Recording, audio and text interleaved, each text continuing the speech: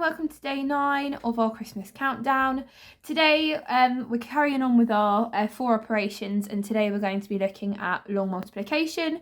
So here I've got a question, 836 multiplied by 27. So I know that because I'm multiplying by a 2-digit number, this is going to be a long multiplication question. So I'm going to start with my ones here, so multiplying my 7 by each of these numbers. So 7 times 6 is going to give me 42, so I put my 2 and carry my 4. 7 times 3 is 21, add the 4 is going to be 25, so I put my 5 and carry my 2. 8 times 7 is 56, add 2 is 58.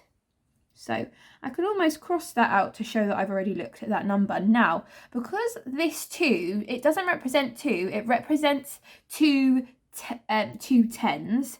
So because I'm not timesing anything here, I need to put a 0 as a placeholder in this column here, and then I can move on to multiply the rest of my numbers. So 2 times 6 gives me 12, so I put my 2, carry my 1. 2 times 3 is 6, add the 1 is 7.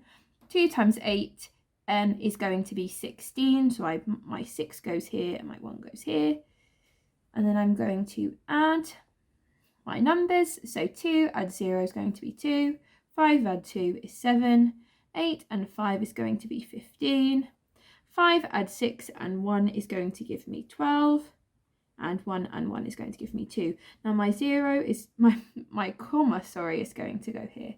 So my answer, 22,572. And again, there are some questions here if you would like to practice any long multiplication. Thanks for watching.